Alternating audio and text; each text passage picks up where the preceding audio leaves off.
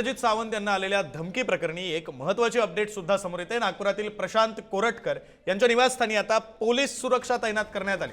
नागपुरातील प्रशांत कोरटकर यांनी धमकी दिल्याचा इंद्रजित सावंत यांचा आरोप आहे।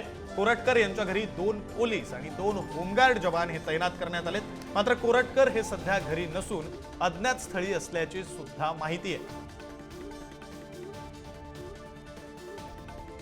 इतिहास संशोधक इंद्रजित सावंत यांना धमकी दिल्याप्रकरणी नागपूर पोलिसांनी आता प्रशांत कोरटकर यांना सुरक्षा प्रदान केलेली आहे। आपल्याला माहिती आहे की इंद्रजित सावंत यांनी एक फेसबुक पोस्ट केलेली आहे आणि त्या पोस्टमध्ये प्रशांत कोरटकर हे नागपूरचे राहणारे आहेत आणि त्यांनी छत्रपती संभाजी महाराज असतील किंवा इतर जे छावा चित्रपटाच्या संदर्भाने जे व्हिडिओ बनवलेला होता त्यामध्ये ब्राह्मण समाजावर ताशेरे ओढलेले होते आणि त्या विरोधात जे आहे ते प्रशांत कोरटकर यांनी फोनवरून धमकी दिल्याचा आरोप जो आहे तो इंद्रजित सावंत यांनी केलेला आहे। त्यानंतर जे आहे ते मुख्यमंत्र्यांनी आज या प्रकरणाच्या चौकशीचे आदेश कोल्हापूर एसपींना दिलेले आहेत। तर दुसरीकडे प्रशांत कोरटकर यांना देखील काही धमक्यांचे फोन आल्याचे त्यांनी सांगितलेलं होतं आणि तो आवाज माझा नाही आहे मॉर्फ करण्यात आलेला आहे।